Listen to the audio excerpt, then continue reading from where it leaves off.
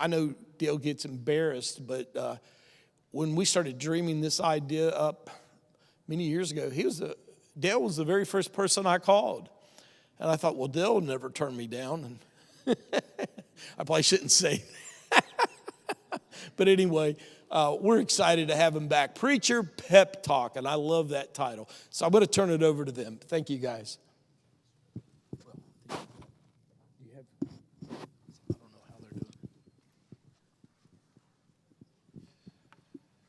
Thank you, Alan.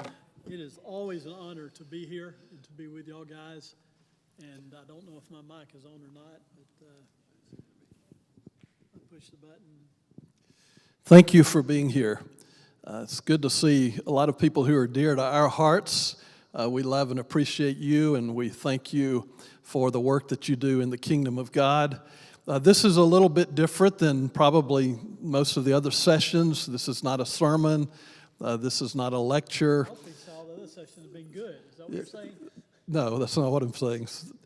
This is a time where we just talk about ministry and about preaching, and we are committed to doing this each year. And one of the things we think about is often if you have something that you would like for us to discuss, not this week, but in future programs, we would be glad to do that as well. So, Dale, we're talking today about how preachers can stay. You're talking about it. I'm not talking. The mic's not working. Here. Now, you're not going to get to talk. Yes, we're going to talk about staying power, and this hopefully will be useful to ministers, to elders, to ministers' wives, and we hope it'll be a blessing to whoever's in here and whoever hears this. Jeff, we've told before, and we may have told the story here about our trip we made to Alaska 30 years ago now. Has it been that long? Yeah. And that was quite the trip. It was the first time that you and Dad and I had ever been anywhere together to preach together. And you and I had done a couple of programs. We did our Gospel in a Barn up in Illinois, and we had done a couple of meetings together. And then this church invited, I think you initially, to come to Alaska, and then you talked to Dad about it and to me about it, and we got to go to Alaska. And there are all sorts of, everybody, who here has been to Alaska before? Man, it's just so many things to see and so many things to do. It's just a place of such unbelievable beauty. So we started talking to Dad about what we wanted to do while we were there. I think that was the first time we ever went anywhere together to preach or whatever. But we said, Dad, what would you like to do while we're here? And he said, I would love to take a ride down the Alaskan pipeline. And we thought, how thrilling. You know what the Alaska pipeline is? It's a pipeline in Alaska. And that's about it. It's a pipe. And we went to see this pipeline, and we rode all the way down. I don't know how far we drove, but a long time. And while we were driving, we would often, if you didn't know our dad, he was the kind of guy that he didn't talk a whole lot. He thought pensively about any question you asked him, and there were many times we would ask him questions, and we thought he was asleep because he wouldn't say anything. And so sometimes he was. Yeah, sometimes he was. And I think Dale said, so he had been at the Roebuck Parkway Woodlawn Church for about 30 years at the time, and I think Dale said, how do you stay at a church for so long? How are you able to work with a church that long? And he didn't say anything for a while, and we were waiting for a kind of a theological explanation, deep thought, and he said, you don't move. And that was it. I mean, that was all. He didn't have anything else. You don't move. So that's 30 years later, that's still the answer. It's been good being with you today. That's a good answer.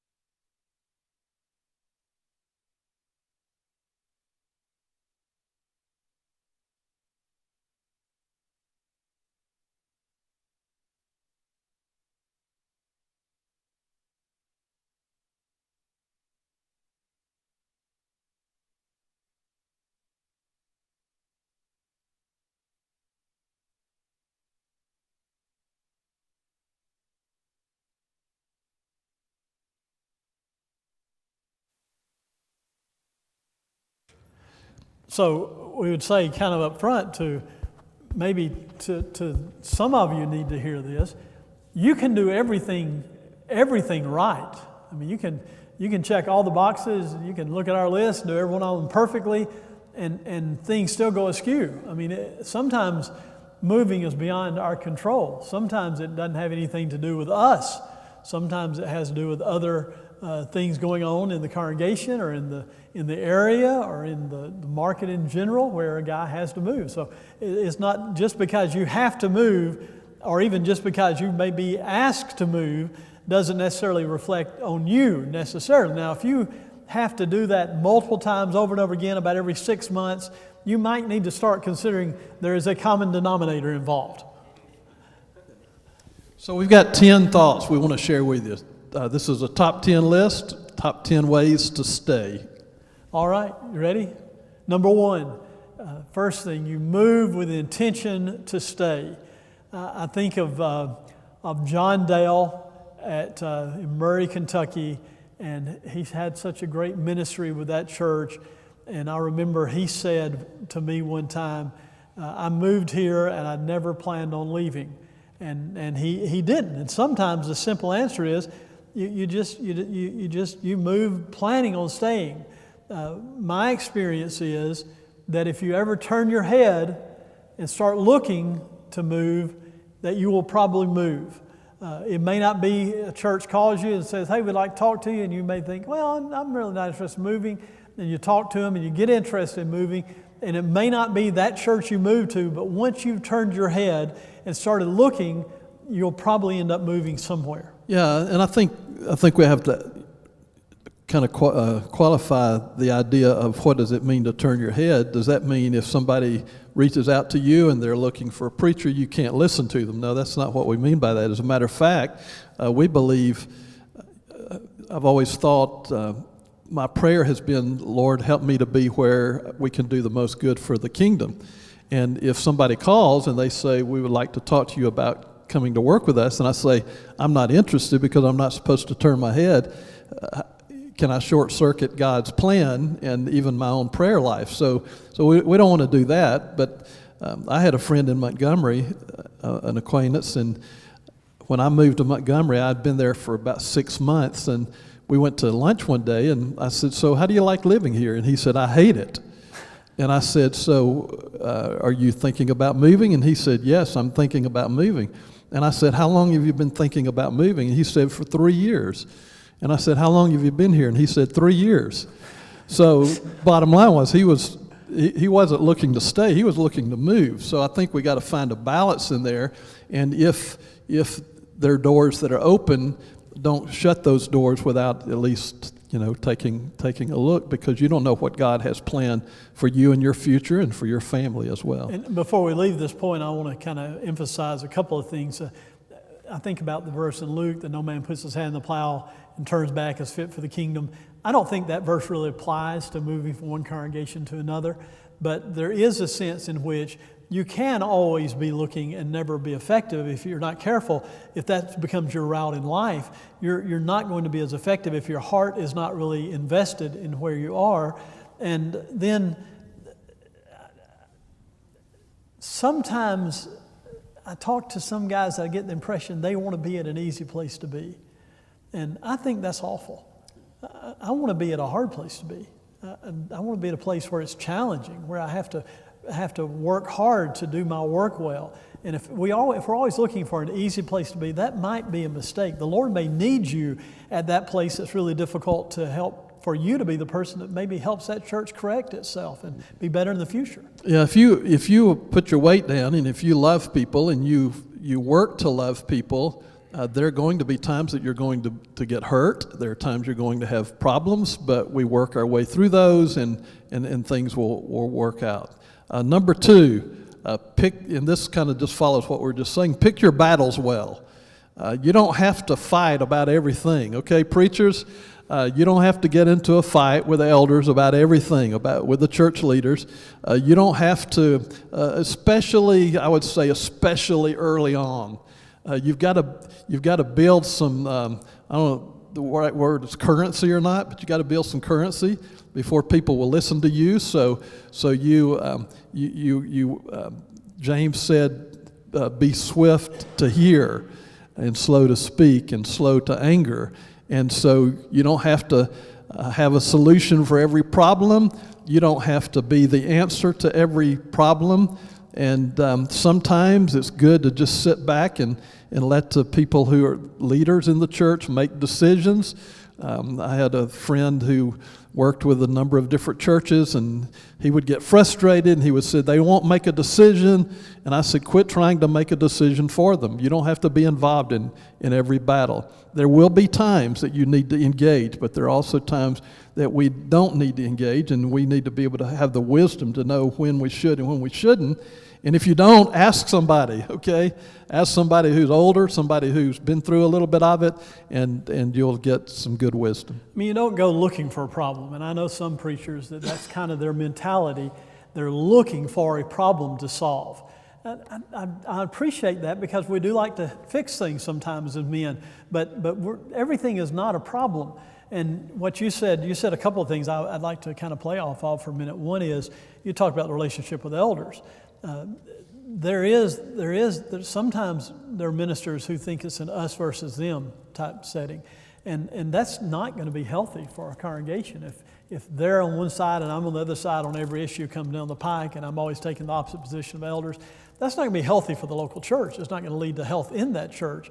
And you mentioned the verse from James, and those are three imperative statements, aren't they? And so what I didn't challenge you to do sometimes is judge yourself sometimes on those three imperative statements. Swift to hear, well, am I?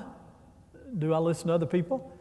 Slow to speak, well, am I? That might be a challenge for some of me. And then, I knew you'd get a kick out of that.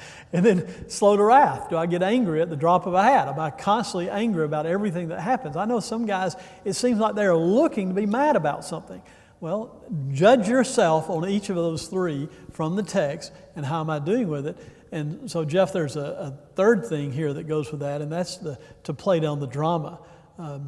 Don't be a drama queen, or drama king, I guess I should say. Don't be a guy that you're always trying to find drama in everything that comes up. Third, number 3 on our top 10 list. Know your role, and fulfill it well. My elders at Spring Meadows, where I preached for over 15 years, often would joke with me, stay in your lane, bro. And I appreciated that. I needed to hear that sometimes. And my wife would often remind me, let the elders be the elders. Know your role. Your role is you're to be the preacher. You're to be the minister. Know what they hired you to do. Know what your responsibilities are as a preacher. And then fulfill that role well. And we're talking about staying. And I think one of the points that we need to emphasize here, we come from 1 Corinthians 12 or Romans 12, you can or 1 Peter or Ephesians, you can list it anywhere you want to on the spectrum of things. But one of the things I think would be useful to you as a minister is to figure out, what do I do well? What is my skill? What is my ability? And then play into that ability.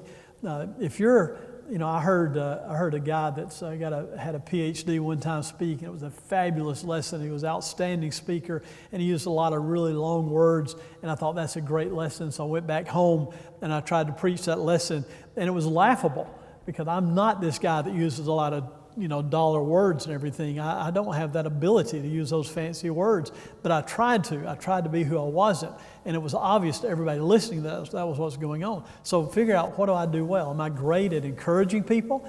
Am I great at, in that deep going into languages in the text? Am I great at illustrating the text? What do you do well?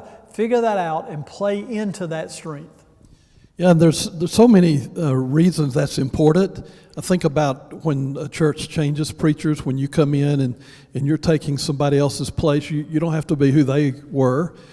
Sometimes leaderships, elders, and even the churches say, we want somebody that's just like the guy we had before. Well, you might not be that person. Sometimes they say, we don't want somebody who's anything like the guy that was here before. But the point is, you be who you are. and you do the best that you can. And that brings us to I think, number 4 on our list, and that is do your best to become invaluable in the work of the kingdom of God.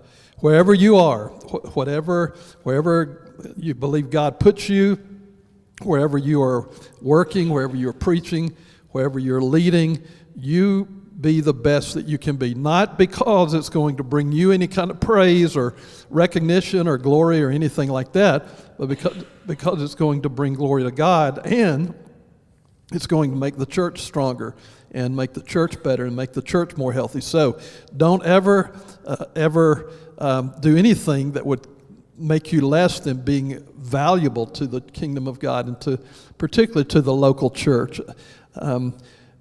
We've been involved in local church work, including, if you think about how we grew up, all of our lives up until just in recent years. And while we love, I think I can speak for Dale, we love what we're doing now, there's something about being a local preacher that is valuable, that is so valuable to the kingdom and that blesses the kingdom. And we all should do the very best that we can to make sure that we're doing our part. We had a guy, Jeff, when I was working, Gary, at Granny White. He was one of the associates part of the time when I was there. And he was awful. I mean, he was lazy. He wouldn't do anything. He didn't contribute anything. And he came to me one time and he said, "I'd really like to stay here." He was getting ready to leave. He said, "I'd really like to stay here." And I said, "Well, I don't know if that's going to work." I wasn't in charge of hiring or anything, but I said, "I just don't." And I was in the back of my mind, I was thinking, "Oh, please, please, please, don't." But I didn't say that. He said, "How do I stay?" And that's the first time I ever had this thought. I said, "You need to make yourself valuable to this church. You need to figure out something you can do in this church that makes it where they need you here." And there's a sense in which that's some of what we do as ministers. That may be your preaching. It may be your study. It may be your evangelism. It may be your ministry. But figure out what it is. Number 5, build strong relationships. Build strong relationships and involve others in the work. So those are kind of 2 points meshed together into one, but they both are important in staying in a local work. You've got to build strong relationships in that congregation. Jeff, you talk about this so much better than I do. Well, I just think it's important to think about different groups of people in the church. So many of you have heard, and we've heard people say, you got to try to pay special attention to the older people in the church and to the children. Well, if you do that, I think that's wise counsel. And if you do that, you're going to get everybody in between as well, because you're going to get the older people's children and grandchildren. And if you take care of the children and get to pay attention to them, you're going to get their parents and their grandparents. And so, in building relationships can be dangerous. It can cause issues. In Texas, I preached for 18 years for the Louisville church, and there was a family that we had gotten very, very close to, probably spent more time with them than any other family, helped them through some marriage issues and issues with children, and ended up, the church made a decision that they didn't like, and they kind of took it out on me, and so you risk getting hurt, you risk losing friends, but you build a strong church and a healthy church by building those relationships. And it takes time, and it takes work, and it takes effort. It's not going to happen overnight. You have to spend time with people and include your family in this. Preachers, include your wife in this. Don't you build relationships and keep your wife out of that. That's dangerous for the church and dangerous for your marriage. So make sure you include her in building those relationships as well. And you will bless the church when you're even no longer there. Well, there's an awful lot that goes into this. Some of it is, as you work with the church and you get to know people in that church, you learn what their skills are, what their abilities are. And somebody comes along and says, "We need somebody to do this." Well, this guy, this lady, they can do it. They're great at that. And that's part of the relationship building, is so that they can find their ministry. Yeah, and you help other people build relationships when people become a part of the church. One of the mentors in my life who's been a a mentor longer than anybody other than my own dad, well, longer than my dad now because he's still living, is Gary Bradley down in Huntsville, Alabama. And Brother Gary would often say, he said, remember, everybody who walks through that door, they need two things. You ready? They need two things. They need a friend and they need a job. Everybody, they need a friend and they need a job. And part of our role is helping them find those friends and helping them find a job, so we not only build relationships in our own life, but we help other people build relationships as well. Number 6, is that me or you? I think that's me. Number Go 6. ahead. All right, so and this is, all of these kind of build on one another, so live a godly life and pursue continuous spiritual growth. No preacher, and I would add no elder, no leader should ever quit growing spiritually. You may have heard this, but we have a good friend who says, if you ever quit growing spiritually, if you ever quit studying the Word of God, if you ever quit growing, you're dead in the water. And sometimes we can get so busy preparing sermons and lessons and making kind of official visits and doing things that are part of the work of the ministry that we should do, that we forget about our own spiritual growth. And that means if you never spend time in prayer apart from your job, you will not be able to keep growing spiritually. If you never spend time studying the Word apart from your official work, you're not going to be able to keep growing spiritually. So we have to make an effort again. It requires time, it requires effort, it requires work. And I think this goes to something Dale said earlier, and that is that if you're looking for an easy job, okay, if you're looking for an easy job and you're looking for an easy life and you've chosen to work in ministry, I think you've made a bad choice, okay? And if you haven't made a bad choice, then you're not doing something that you ought to be doing. So keep growing spiritually. Keep studying the Word of God. Keep building your faith. As you try to help other people build stronger faith, you help build your own faith as well. So a couple of things I'd mention. One is this is a job, and that means there's going to be a checklist. There's going to be things, and sometimes that checklist will seem like it never gets shorter. It doesn't matter how many things you do, there's still things on that checklist that you have to do. And then the second thing I think about when it comes to that is, it also means that sometimes there'll be things on that checklist that you won't want to do. I don't know what you love to do and what you hate to do. I never enjoyed visiting nursing homes. I just did not. It was not what I enjoyed. Some people, I know ministers, they love going to nursing homes. I'm so glad for those guys. I'll be happy to share a list of names with you. You can go see this afternoon if you'd like. But for me, it didn't matter how often you went. It seemed like it was not enough, and it seemed like it was just always hard. I did not enjoy it, but it was part of the work I did. Those were members of the church. I need to minister to those people and those individuals as well. So there's going to be some things that sometimes you won't like that you have to do, and I just think that's something worthy for us to think about. Number 7 on the list. All right, go ahead. I've never heard you say that before. What? That you didn't enjoy visiting nursing homes. I didn't know that about you. Really? Yeah. You did enjoy visiting I nursing homes? loved going to nursing homes. Yeah. Man, if I'd known that, I would have And been you calling can say because I'm so old, right? Okay. Well, you were just getting ready, weren't you? Number 7, prepare well when you preach. Prepare well when you preach.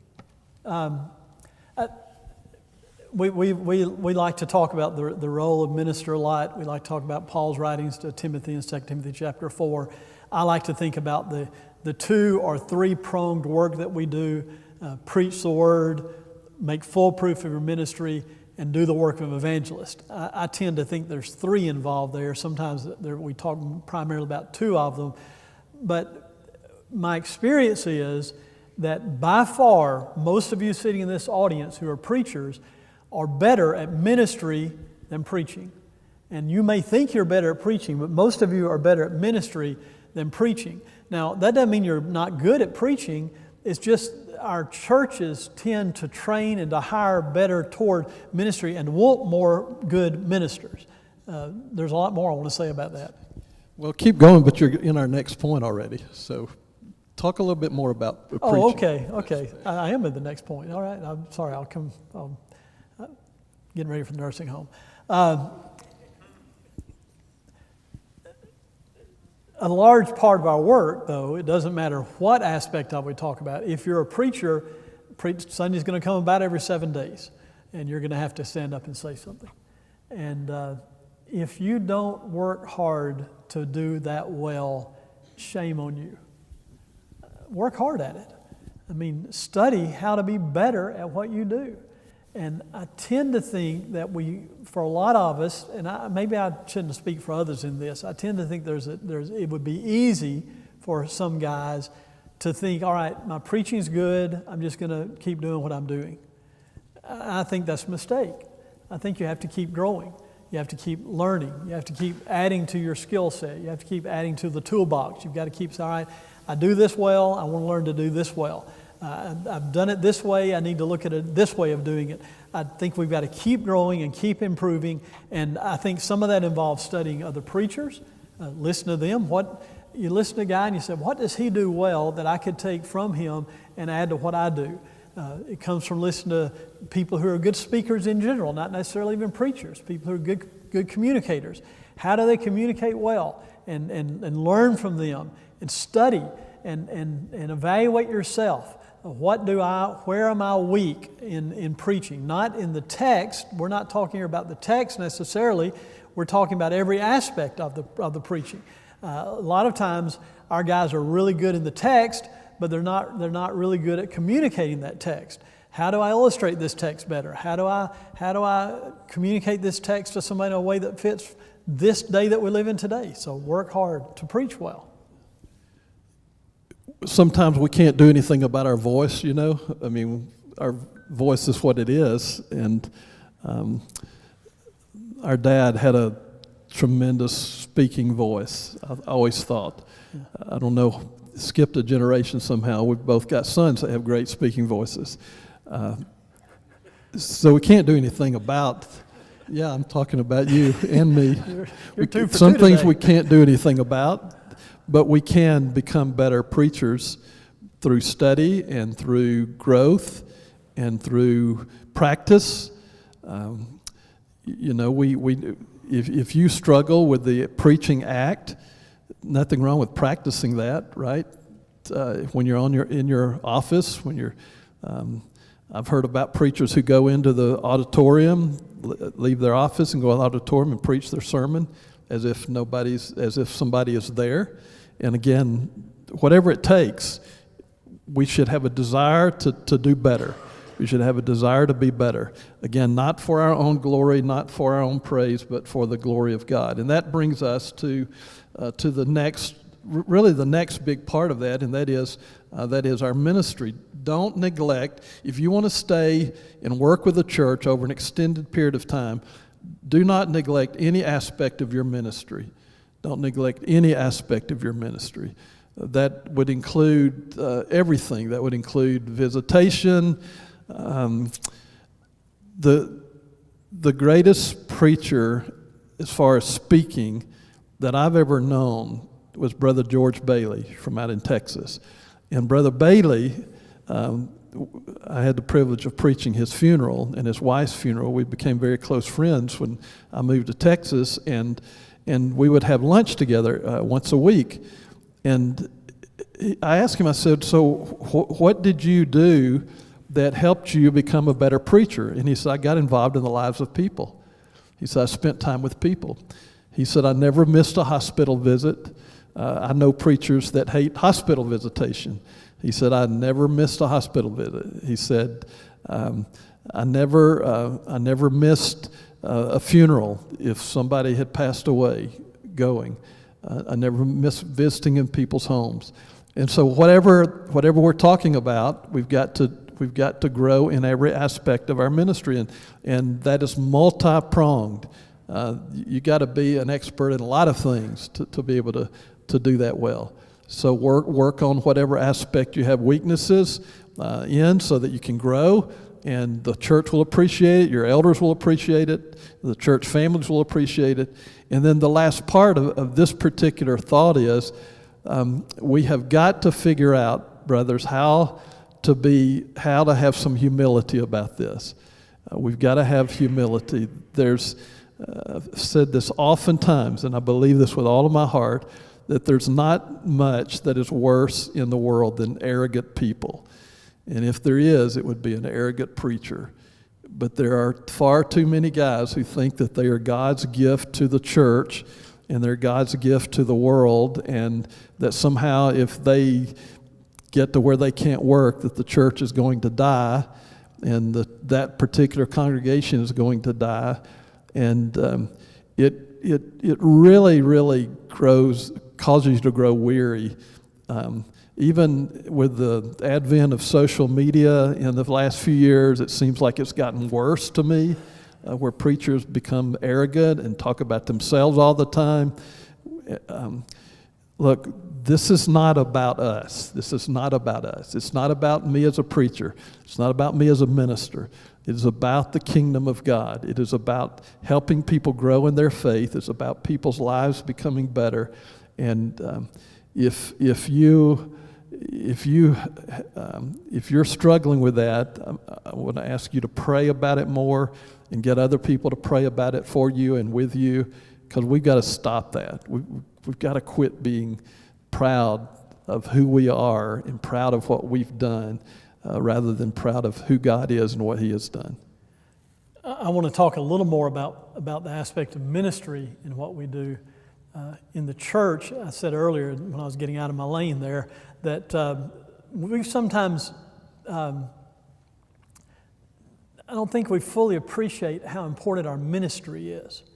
And I don't know that we've learned anything from the last 5 years and what we've been through as a country and as a world, that people value ministers showing up. So don't be lazy. I mean, we'll travel around, and I heard Jeff say this. I've said it as well. We'll go to church and they'll say, "Man, we love our preacher. He's the greatest preacher in the world." And I'll think, "Well, I've heard him, and I don't know that I agree with you," but I don't say that. But then I'll say, "Well, what makes you love him so much?" They'll say, "Well, my mom was very sick and in the hospital, and he showed up and he sat with us when she died." Or my son got in trouble with the law, and he went down to the courthouse with me and helped me get him out of jail. Or there was a car wreck in the middle of the night, and he came over and sat with us at the hospital. Or he was there when our baby was born. Or he baptized me. Or it's rarely anything that guy has said in the pulpit. It's what he did. He showed up. He was there in their life. And I think we've hit a dangerous point, and I've got to be real careful here because I don't want to say too much. Sometimes in the church, in our training of ministers, guys who are ministers sitting here, get busy mentoring younger preachers in ministry. In our schools, we have a challenge, and I understand it because of accreditation, and I appreciate it so very much. And I'm so thankful for guys that get their earned doctorate and that they do such a great job, and there's no way I would besmirch that. But if you've got 8 guys in a Bible department or a school of preaching, and they all have doctorates, and they're all got their doctorates and they're really young, and they really never worked in a church, and they're training preachers, they're going to train them in the text and in the languages and those are vital. But they're not going to be able sometimes to train them in how to be a part of people's lives. They get fired next week in the church they preach for, and they still have a full salary at the school, even if it's not a big salary. And the challenge is we've got to help our young guys not learn. I see some of our young guys come out, and they are really intellectual, and they talk really big, and they have really big words. They're really high up there, but they don't know how to minister to people. And we've got to train our guys how to minister. Number 9. This was my favorite of all of them, isn't it? Handle your finances well and be honest about them. Man, what a challenge. I've heard so many older preachers say preachers typically get in trouble with 3 things, either with women or with money or with alcohol. And I don't know if that's a true statement or not, but I do know that money is a challenge for a lot of preachers. you're not going to get rich in this job in all likelihood, and you're going to always have to live on a budget, and you're never going to be able to make the amount of money that maybe you'd like to make. And I'll be very frank about it. None of you who do ministry well will make as much money as you could make in the secular world. But that's not why any of us got into this, is it? We didn't get into this to make a lot of money, I don't think. If you did, you made a really bad mistake, okay? But we didn't get in to make a lot of money. We got in it to minister, and we got in it probably knowing we're not going to make as much money as our counterparts who maybe weren't as smart or weren't as talented as we were, but we're going to do our work well. And so remember when you're at a church and they're not paying you what you think they should be paying you, that you went there agreeing to make that amount of money?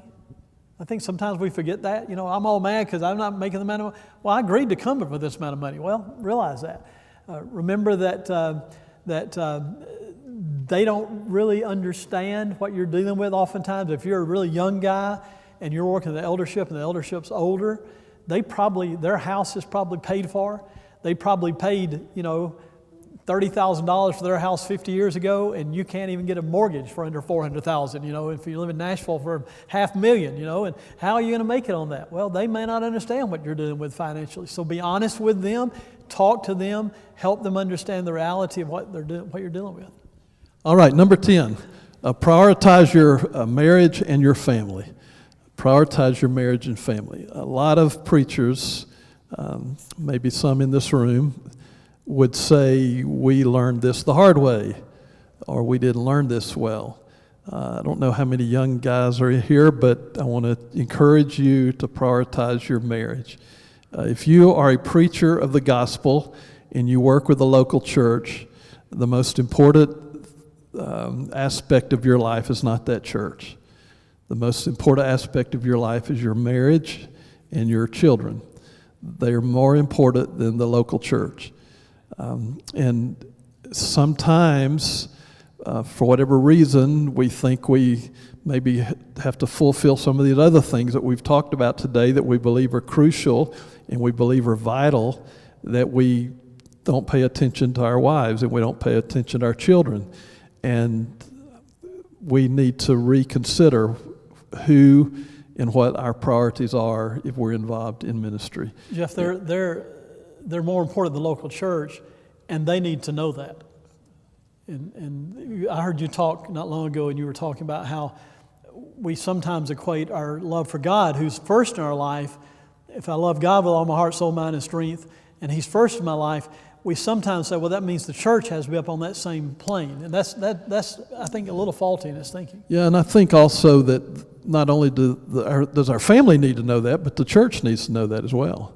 If I'm getting up preaching and trying to tell people how to have a good marriage or how to have a good family, and I'm not doing that, then I don't know how much right I have to be able to tell everybody else. So the church needs to know that. I think there ought to be a conversation with your leaders in the church, with your elders at some point. It'd be best served if you could do that before you accept a job, find out what are all the expectations and let them know how you feel about it. Now, this is not an excuse to not work. The other extreme is, okay, I'm dedicated to my wife and my children, so I'm not going to do anything. I'm not going to go in the office if I need to. I'm not going to make visits because I'm dedicated to my wife and children. And like everything that we've taught, every one of these 10 different points today, one of the key thoughts is balance. We've got to find the right balance. So prioritize your wife, prioritize your children, and don't let the church come before your family. And let your family know that, like Dale said, and let the church know that, let your leaders know that, and hopefully they will agree with you. And I think by a vast majority, they would agree with that. Bonus? All right, we've got just a couple of minutes, so we kind of add on to our list. A lot of times when we do these top 10 lists, another thing that we learned from our dad, another occasion where we were expecting more than what we thought we got. I had I was about to graduate from Freed-Hardeman, just accepted a job. Back like it was in March, I accepted the job to work with the Midway Church in Lawrence County, Alabama, and I went home for spring break, and I said to my dad, can you visit for a few minutes? And one of the things we learned, I think, was that if we wanted to get more answer than what we might normally get, I would say, okay, Dad, I had a young preacher that was asking me this question. I want to know what advice you would give him.